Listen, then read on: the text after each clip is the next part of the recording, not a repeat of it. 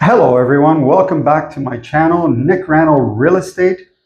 Hope everyone's keeping well, enjoying the summer, although we're having a little bit of rain, but I hope everyone is enjoying the summer at this point in time.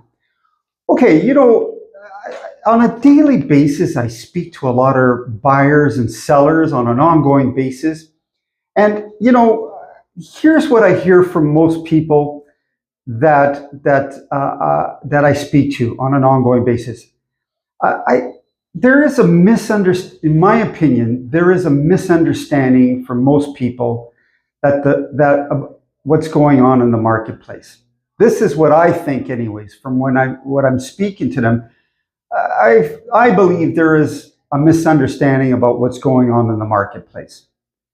So, in fact, a lot of the people that I do speak to, basically, I think their information comes from social media or TV talk shows or the media that's on TV, what they hear from the media that's on TV, this kind of stuff. I think they're getting that information from those types of platforms, and so what they're hearing from there, they're kind of like running with that sort of information. So it's not always necessarily, although it's may or may not be correct, it's not always current. It's not always factual. So, in my opinion, in my opinion, I would say to you that most people really don't have a clue of what's going on in the current market conditions.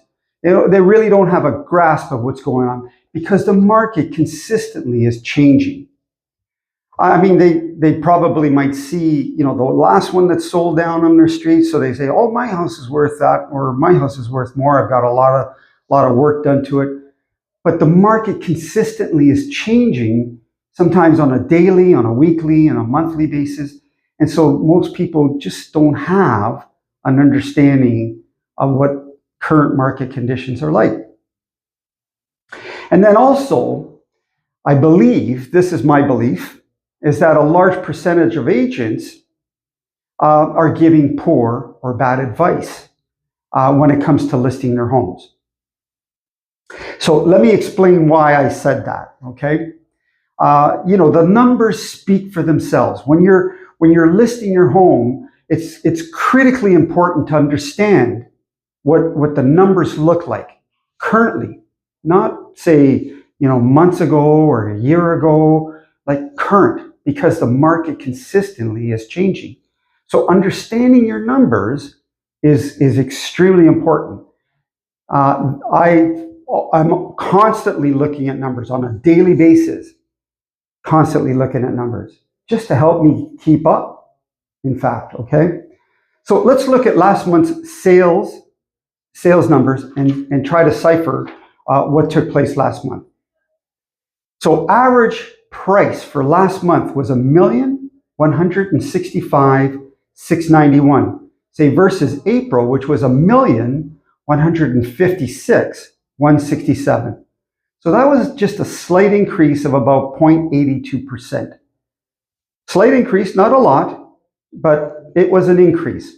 Now, it's good to see that there's an increase. This is normal. It's been normal like this all year long, and it's been increasing all year long, despite what you've been hearing. That it's been a decrease or we've gone backwards or whatever the case may be. But we've been increasing anywhere between, say, 1% to 2 or 3% all year long. So it's very good to see. Now, this next category here is where there's been a significant change in active listings. So last month, we seen an increase in active listings. So for last month, we seen 21,760 active listings versus, say, April, which was 18,088 listings. That was an increase of about 20.3%. Huge. So more listings on the market. It's basically, we could say that the spring market has now taken place. We haven't seen it yet, but now it has taken place. Generally, we like to see the spring market somewhere early March, March, April, and May, but the spring market has kind of been slow, and it's now just come out recently. So we've got all these listings that are on the market right now, which is hindering a lot of home sellers. So how long does it take to get a home sold in the market these days? So May, it took 28 days, average, 28 days to get a home sold. And in April, it took 28 days to get a home sold. The same. Nothing changed there, which was good. Because if we start seeing homes taking 30 and 60 and 90, which some have, then there's cause there to be concerned. So months of inventory.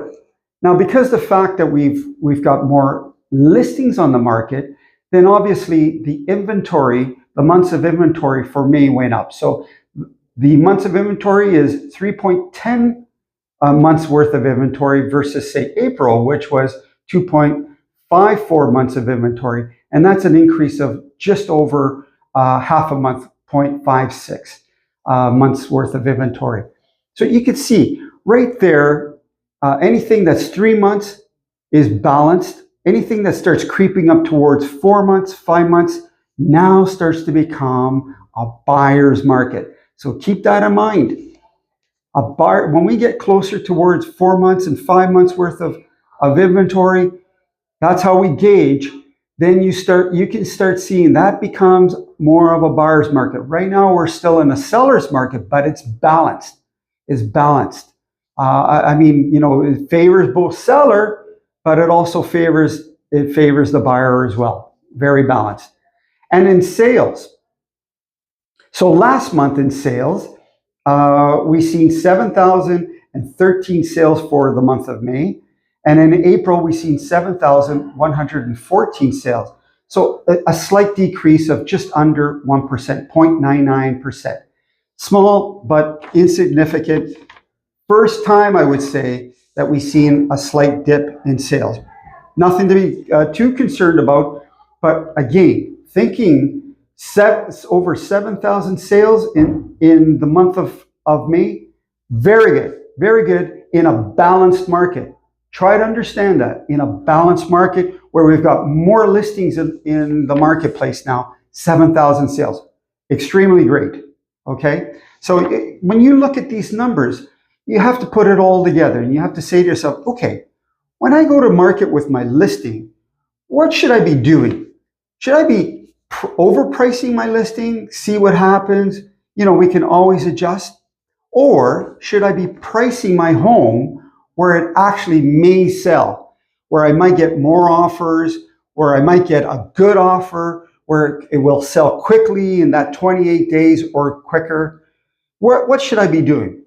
Well, first of all, I think you should be talking to an agent that understands the numbers and can explain what's going on currently, and then have him cipher these numbers for you so that you're going to get the best possible reaction from buyers that are in the market, because they're out there. There's no question in my mind, they're out there. And then so you get the best reaction from the buyers that are in the market based on the numbers. And then decide what your number is going to be and go to market with that.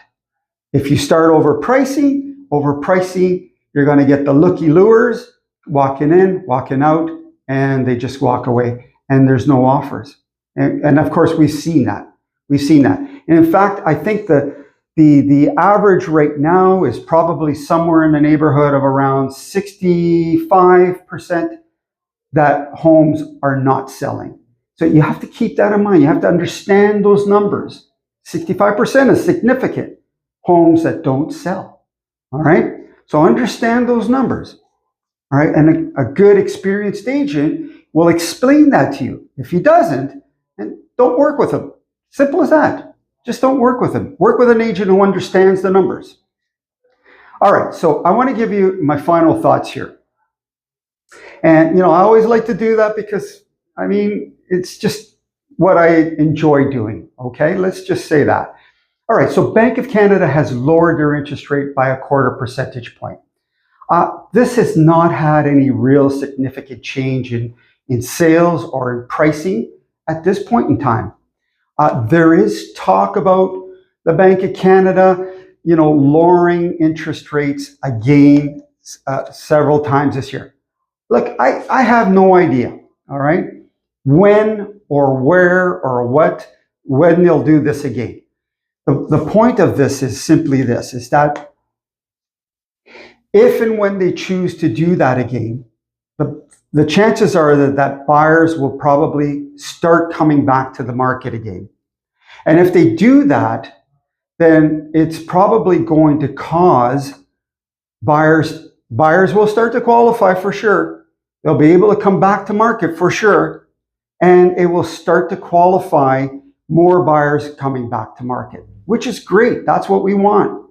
We want to get the market coming back up again. But if that happens, folks, if that happens where buyers start to flood or come back to market, then obviously you're going to have sellers looking at that and saying, oh, hey, we've got more buyers in the market. I think my home is worth more. So, one washes out the other. So at this point in time, we have a balanced market where it's really, really good to get out there and start shopping around. Cut your best deal. I've been saying this for a very long time. There's still time to do that because a 1/4 point has not made a difference yet. So think about that. Get out there and start looking around. Speak to the people that you need to speak to, agents, mortgage brokers, your financial, financial people that you're go and speak to whoever you need to speak to. Understand your numbers. Critically important. So, okay, that's my message there, my final thoughts.